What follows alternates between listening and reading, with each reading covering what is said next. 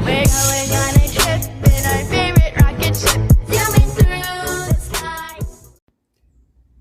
Alright, told you guys I was working on this, so redoing the silver. I'm not going to replace that bumper, but I did fill it in. As you can see, all new paint all the way across. Been filling the can up, slowly going as I go. So those are silver again instead of bleached out yellow. Spray paint in a can, metallic. I still got to do this side, obviously. That other side was way more yellow, but as you can see, I still have to do this side. But yep, I'm gonna fix all the cosmetics on this thing. So I'm actually letting this side dry. I'm gonna hit it with one more patch, but pretty much came out perfect. I didn't have to remove the panel. I'm gonna remove a little bit of my paint stuff later after this dries. I'll go ahead and get my rub brush and take off some of the little stuff that I missed, but yeah, this already feels good. Nice. Nice. It's drying very quickly. Ah, so much better. Silver like it should be. Cool. I'll pull this down now. There we go. Yeah, look at that. Sexy now. Alright, suppose I can close this now.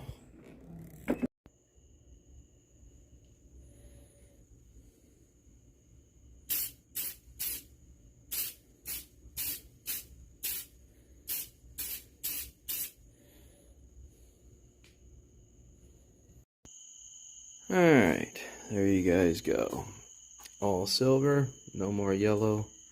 Same thing on this side, and I'm getting ready to wax it, and then we're going to pull the cluster because I'm getting ready to replace the cluster.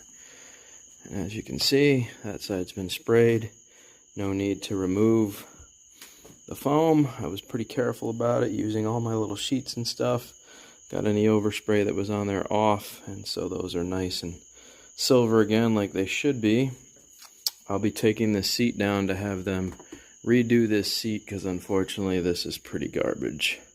Pretty trash. I ran a compression test on this and each one is pulling in 125 psi. This is the healthiest engine I've ever seen in an 18-year-old jet ski in my life. This runs on the lower compression ratio because it's supercharged. So as long as they're 120 or above, they're very, very healthy. If it was to fall down to like 110, 190, we got an issue. But this is right on spec for each cylinder. Crazy. Crazy this jet ski was so well maintained. Just unbelievable. Unbelievable. I had it out, so I got a little grease on some of the components and stuff here. But I had the top off, so it needs to be wiped again. Because, like I said, I did a compression test. So, but there we go. She's a happy jet ski. But now we got to pull the cluster out of here. So to do that, we got to pop this lid and then pull this tray out. And then if you come back here, let me turn this light on so you guys can see in there. I've already unplugged it. So what happens next is we pull this off here and off comes that. And then these two screws come out, right here and right here, and then we pull the cluster because I'm preparing to put a whole new cluster in it because this one doesn't work. So we're going to replace this cluster so we have a working cluster, and I'm also going to be replacing these handlebars and this chrome piece that says BRP. This is also getting replaced. I mean, this jet ski is going to look fresh when I'm done. It's going to look ridiculous. It's going to be like the day it came off the lot. That's what we're aiming for. We want this sucker to shine, so. And I did order the BRP emblem for up here, but now we're going to recover the gel coat on this. And so that's what's next, gel coat recovery. And then we should be good to go. So let me start waxing up here a little bit.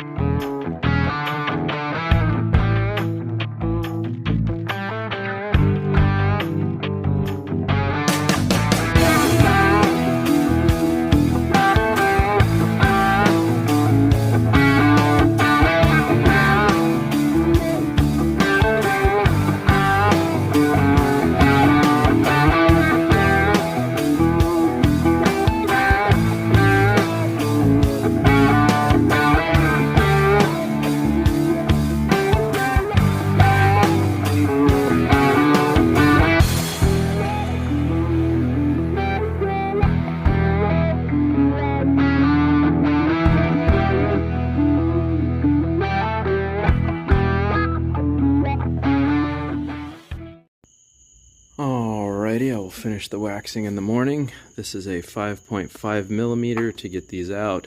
So let's remove these if we can. Let's get these out of here if possible. There we go. See what it takes to get them out. I'm surprised there was no washer on here. When I put these back on, I'm definitely going to put a washer on there. So let me get these both off here. I'm going to use a power tool because it'll speed things up and I can use two hands. But let me remove these and then we'll pull the cluster and see what it looks like.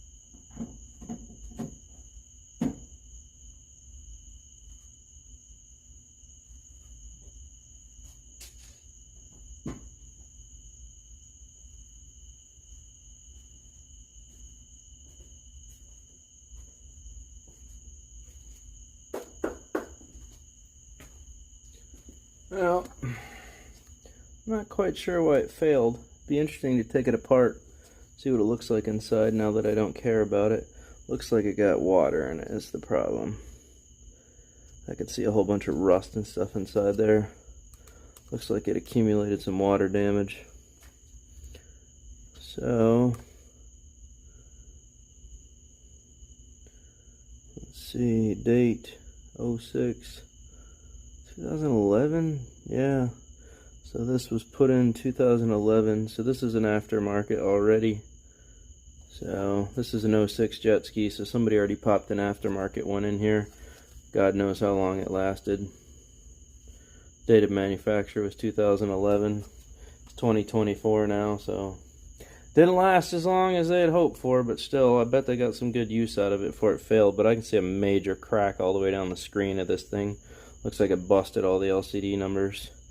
So, I guess, word to the wise, cover these things.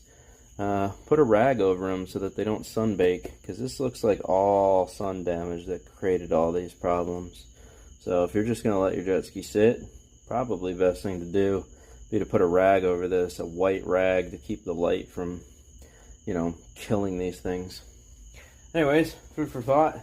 This one's out. I got a new one coming. We'll slap the new one in when it gets here.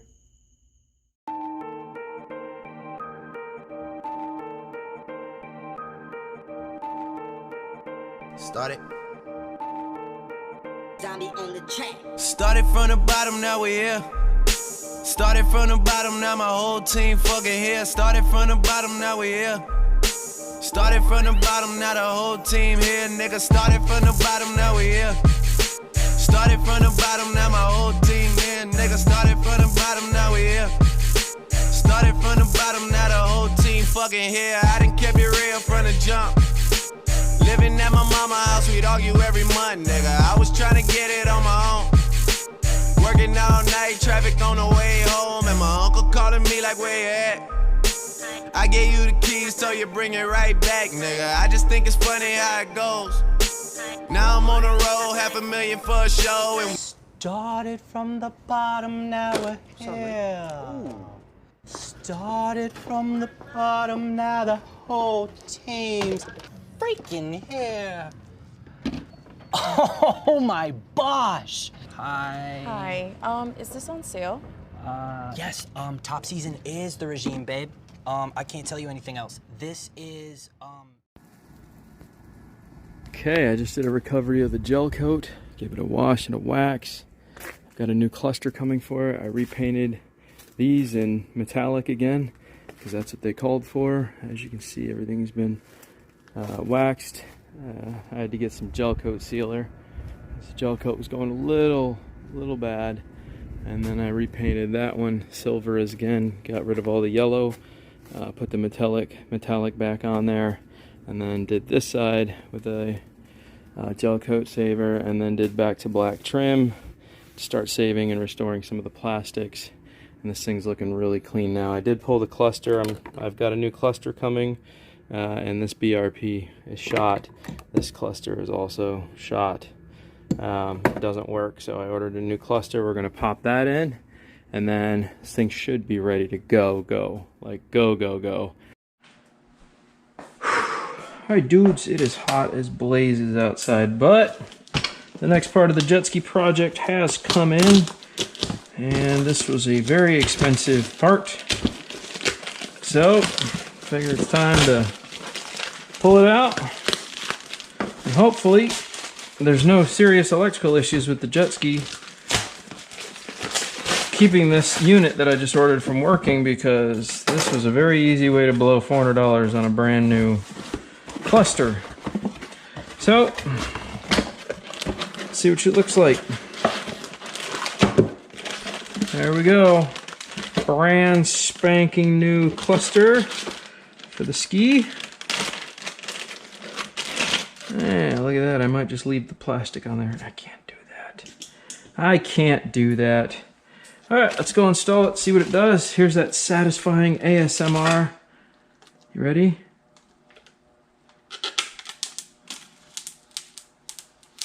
Oh, beautiful.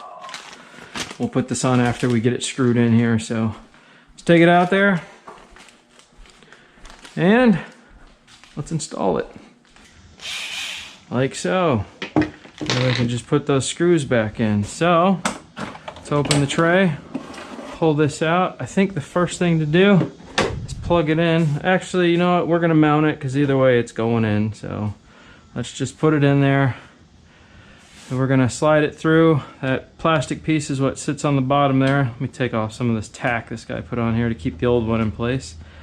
And slide that guy through just like that till it's up and in there. And we gotta find our screw holes, which appear to be right here. There's one. And just gotta put this in a little ways so I can sink it.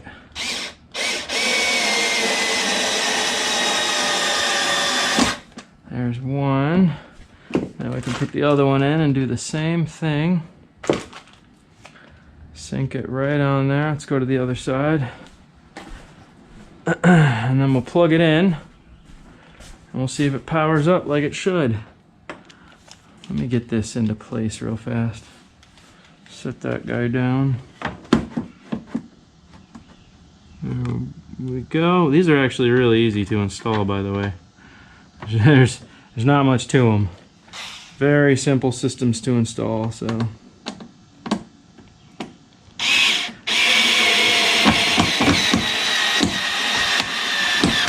They're just kind of expensive, which is very annoying to me.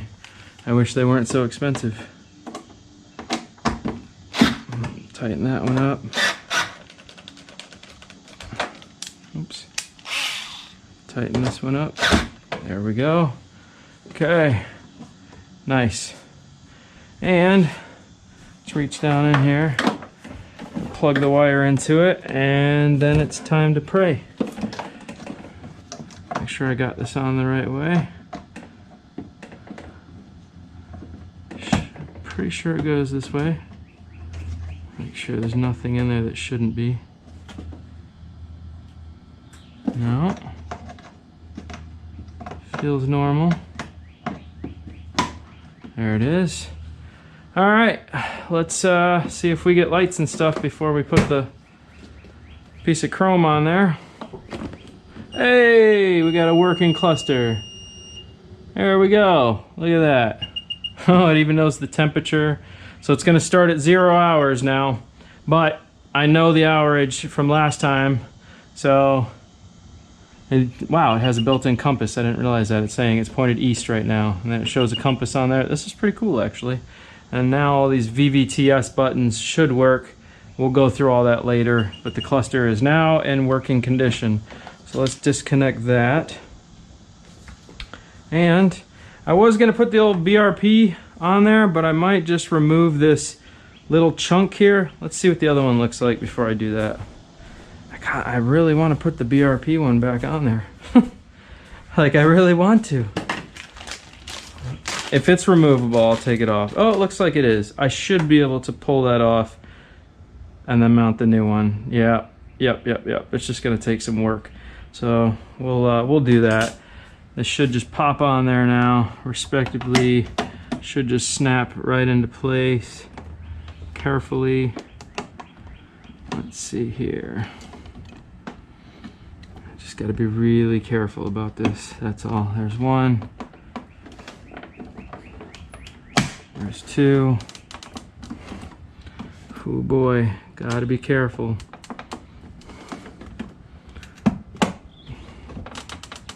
There we go. And there we go. Boom. How you like me now? Huh? Brand spanking new. You like that? And now to keep it in good shape, what I'm gonna do is keep a white rag in here. So, oh, looks like I got one more to pop on. There we go. So we're gonna keep a white rag in here. I'm going to put a little piece of Velcro here and here, which I'll explain later, but the Velcro is gonna go there, and that's going to hang over here. So I'm gonna get two little pieces of Velcro. I don't know what he had on here. We can clean that up. But I'm gonna get two pieces of Velcro, one here and one here, and that way we can lay a white rag over this, so when it's just sitting in the sun and baking, it's not gonna ruin this plastic, because that's exactly how these things get ruined in the first place. So for anybody curious, right, that's what does all this destructiveness to these right here. That's all water damage and sunlight, and that's what cracked that LCD screen. So when you're not using these, because this was already a replaced one, this is probably the third cluster for this unit, and that's because people didn't even make the attempt to try to keep that in good shape. This is literally the third cluster. This one came out, this jet ski was manufactured in 2006. This cluster was replaced in 2011. So this is a 2011, and now it's 2024. So if that gives you an idea of these clusters just don't last like that if you don't care for them. But there you go. That's how that should look. There we go. All right, now plug it in one more time just to make sure it's working how it should. Boom. Ready to go, Seadoo. Pretty cool. No warning lights on, no check engine lights. It is giving me a gas light. So, let's see, fuel low. So I need to hook up, I need to figure out where the fuel sensor's at and then get all that connected. Because that's basically what the beeping is. That beeping that we've been hearing, that's telling me that it's a fuel sensor. So I need to track down what's going on with the fuel sensor. Other than that, we're good to go. So when I want to know the fuel, unfortunately I have to pop the seat up, look inside here, and then see where the fuel's at for right now, which kind of sucks, but it is what it is. But it's in working condition now. So now we just need to track down the fuel sensor and replace that. And guess what else is broken? I won't be able to tell my speed for right now because the speed sensor is snapped off. The wheel that goes in here is actually gone, and it's broken on both of these prongs. So if I want to actually get my speed without using my GPS on my phone, I will have to, unfortunately, replace the speed sensor. So right now I need to figure out what's going on with the fuel sensor and the speed sensor. I knew this jet ski wasn't perfect when I bought it, but it is 100% fully functional, and it has been pretty well cared for outside of the little broken stuff. I mean, guys, it's an 18-year-old jet ski. I didn't expect it to be perfect. If that's the only two issues I have right now, or three issues, was that, repainting these, and, you know, simple stuff, I'll take it. I will 100% take it. So there we go. That's it's unfortunate that cluster didn't work, but now we have a fully functioning working cluster. When I get a chance, I'll go ahead and pull that BRP off of that other one very, very carefully. And then this thing should be ready to absolutely shred the water. Oh, it's beautiful now. It's beautiful. So there we go. As for right now, I don't really need the speed sensor because I have my cell phone, which has GPS speed. So I'm not really concerned with the speed sensor. However, I do 100% want to, the cluster was imperative because this is how you read your default lights and everything else, your fault condition lights and low oil pressures and all that stuff, and your RPM gauge. I needed all of that. As far as the miles per hour go, I don't care about that. That's easily solvable with a GPS speedometer, and I'm going to be using my phone in a waterproof case on the water 90% of the time anyways, because we're going to be doing marine trips with it, which requires navigation, so all that's going to be on my screen. So really all I wanted was my oil temp lights, overheating lights, check engine lights, RPM gauge, stuff like that, warning lights. I needed to see whether the jet ski was actually having a problem. There was communication between the ECM now and this, so, and the MPEM, the MPEM is communicating how it should, so all good signs. So I'm going to take this inside carefully, see if I can remove this and then clean this up, and then I'll make the switch over to here so that it actually has BRP on there.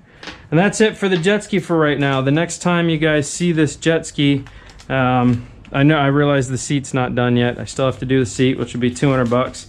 So the cluster was very expensive, and the seat is going to be $200 to repair, bringing this price of this jet ski up considerably from what I paid for it. But it is what it is. If I wanted a working machine that was in really good order, I had to do what I had to do. And as you can see, I actually put some side mirrors on there for the handlebars, because I don't like those mirrors when I'm riding. I just don't like the placement of them, so I put some handlebar mirrors on there. I actually have some new handle grips coming too. But this seat will still look like this the next time we take this out, because we're taking this out to Egmont Key, and I'm gonna wait until after I sell my white motorcycle before I have the seat done, because my new bike actually needs a back tire first, so the money I'm currently working for my Velocity photo shoots is gonna go towards getting the new bike on the road and all that stuff. So until this one sells, I'm not gonna fix the seat on that jet ski. I don't like to just blow stupid money that I have the money, I just don't like to blow the stupid money, So that bike is currently for sale. When that sells, then I'll fix the back tire on this and fix that seat, and then we'll be good to go. That's the new bike, that's the new jet ski, and the seat will be done soon. But the jet ski is where I wanted it now for the next time that I go out. So the next time we take this out, it's going to be saltwater, and we're going to be driving it out to the island of Egmont Key. Something a lot of people don't have the opportunity to do. Well, we do now, because we have a boat. I told myself I was going to get a nice, reliable craft this year. I don't plan on beating this thing up. Yes, it can go really fast. Do I need to go really fast? No. These do not come into boost until after 45 miles an hour. So as long as I stay around 40 or 45, I don't need to go 80 miles an hour. That's just the reality of it. That supercharger just got rebuilt, and this thing just had a ton of work. So I really don't see the purpose to beating this machine up at all. It's just so senseless to do that, especially because I don't want to spend a fortune having to constantly maintain it and fix parts. So that being said, I keep going back to get the screwdriver and keep forgetting. That being said, this is not going to be beat on like that. We'll have some fun with it, but we're not going crazy. We're not going to go crazy with it. We're going to make it a very reliable piece of transportation for the water. It's going to be well cared for in the time that I have it, and that's what it's going to be. So we only took it out for, I think my water test was around 35 miles altogether. It did just fine. So now I know that the beeping that I've been hearing is not an engine problem. That is low fuel beep warning, which means that the fuel sensor, I need to track down where the fuel sensor is and get it plugged in and connected. So it's not a huge deal. I don't need the fuel sensor, but it would be nice to not have to worry about that noise, just because it's going to be on my head then. I'm going to be worried about it. And I don't want to be. So anyways, that's it. That's it for the jet ski. It is cosmetically where I wanted it right now, and I have my ability to see my warning gauges now so that we know we don't cause catastrophic engine damage in any kind of way. I have the ability to finally see what's going on here, so that is a huge plus. And then the seat will just take care of that when I have a chance. It's not a huge thing on my mind. I'm not a huge fan of how the seat looks right now, but it's not going to cause us any issues with riding it and having some fun. So that's pretty much what we're going to do. That's what we're going to do. As much as I wanted to replace the floor mats too, I'm like, you know what? They still have another good year in them. I might glue them down again just so that they stay down, but they're not that bad. It's just a little torn up where people pull on it with their feet and their toes when they're riding, and then this is where the water normally settles in these gullies and then dries out, and it causes these to peel. It's all pretty normal stuff. Even if I had redone the HydroTurf, it would look like that within the year anyway. So these things do not bother me. I just want it to look nice. You notice there's no RXP stickers on it. There's no blasting of Seadoo other than on the side and on the rear. I'm not screaming anything. You know, it's just a very nice jet ski. That's what I wanted. I wanted something that just looked nice and functioned well. That's what I've done here. So a nice new bike, a very nice jet ski. Next, I'll be focusing on maybe. I kind of want to drive this truck into the ground. You know, it's like I've had it for 2 years now. I poured about $1,600 worth of my own work into it, including replacing the AC system. It has less than 200,000 miles on it. The engine's been replaced. It's only got around 120,000 miles on the truck. Looks like shit, but man, it just gets the job done. It's got air conditioning, heat. The inside of the cab looks way better than the outside. It's got a tow package on it, carries large motorcycles. It's a 4-cylinder. It gets great gas mileage. Like, I don't know, man. I keep going, you know, I have tons of money right now. I could just upgrade my truck if I wanted to, but I keep telling myself it's just not worth it. Just drive this sucker into the ground and make a bunch of money, and who cares what it looks like. Does it have AC? Yeah. Point A to point B? Yeah. Is it reliable? Yeah. Does it get the job done? Yeah. I mean, as long as I can answer all 4 of those questions, it's hard for me to want to change trucks. So, I mean, hell, I can even tow the boat with it. It has no issues with any of that, you know. I don't know. But as soon as that sells, this will be on the road. We'll repair that seat. Next time you see the jet ski, we will be on saltwater heading out to Egmont Key. So I'll catch you guys on the flip. Toodles.